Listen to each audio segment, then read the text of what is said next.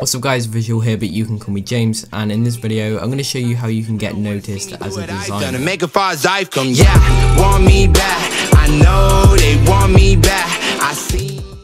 So guys, a lot of people ask me this question on Twitter: how do I get noticed as a designer? How do people start liking my work on Twitter? How do I get clients and so forth? Well, of course, in this video I'm going to be going through a couple ways that you can actually get noticed as a graphic designer, whether that be on YouTube or social media. I've wrote down 6 ways that you can actually get noticed as a designer, so hopefully at least 1 or 2, maybe even all of them will help you out. Without further ado, the first way that you can get noticed as a designer is to make designs for your favorite YouTubers. Now this is quite difficult because a lot of people are going to be designing for big YouTubers, but if you go ahead and find someone with around about maybe 500k subs, you find out that they don't have a very good designed banner, you make one for them, post it on Twitter, and then hopefully if you get a couple likes and retweets, they will be able to see that. An example of this is I made a banner for the YouTuber JMX, and he actually saw the banner, and now I make a lot of his thumbnails. I also do other work for him, so that's just a prime example of how you can get noticed by designing for big YouTubers. As well as this, when a big YouTuber does use your banner, if you have credit on that, for example your Twitter @ or something like that, then people will be contacting you for extra work. So say for example someone goes onto JMX's YouTube channel and they see my banner and they see where it says designed by VisualArts, they may find my Twitter or my YouTube and be able to contact me that way. Overall, designing for YouTubers is going to get your work out there. Even if they don't use that banner, they may retweet it or quote tweet it, whatever, and that's just going to get you noticed even more. Now another thing that is linked to this is using social media. Now as a designer, you need to post your work on as many social media networks as you can. I recommend that you have a Twitter and Instagram account. Twitter is probably the most important out of all of them. You need to make sure you have that. If you keep posting your work onto Twitter and Instagram, eventually more and more people will see it. As I said before, if you're doing work for big YouTubers, you need to post that on Twitter because that is the main social media that you can contact these YouTubers on. You can start messaging them on there, and overall this is just going to get you noticed even more. People are going to start seeing your posts and of course like, retweet, whatever. So the next way to get noticed is actually to make YouTube videos. Now you may think, oh, I can't make YouTube videos. It's really simple. You just need a screen capture, start making speed arts, maybe tutorials, get yourself a cheap microphone,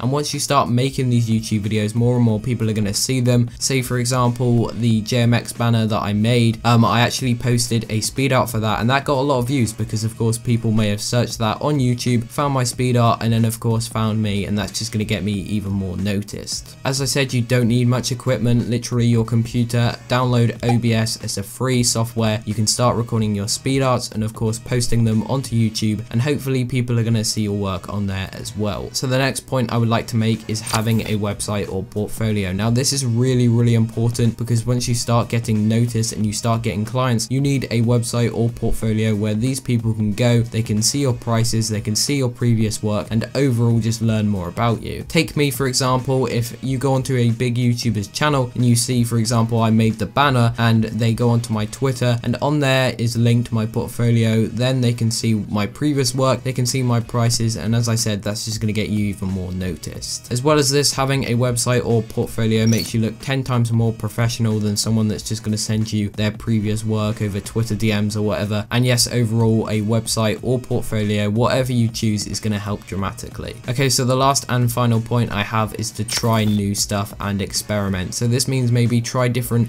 design styles, try making headers instead of banners, or try making logos. Just experiment with different stuff. You may find something that works better for you, and say for example you find a design style that no one's done before and you start posting that on Twitter. That's going to get you noticed because when people see that, they're going to retweet it, think it's nice, and that's also going to make you become a better designer as well. Trying new things, not sticking to the normal basic stuff, and yeah, that's basically it for that point. If you do go ahead and follow all of these steps, then you will start getting noticed as a designer. You just have to give it a while, be patient, and you will get there. Anyways guys, that is it for the video. Hopefully you did enjoy. If you did, then make sure to leave a like. Also, as always, make sure to check out my other channel. That will be linked on the end screen cards and as well as that in the description. And yep, that is basically it. As I said, hopefully you did enjoy. This has been Visual or James, and I'm out. Peace. Not the same, we're not the same.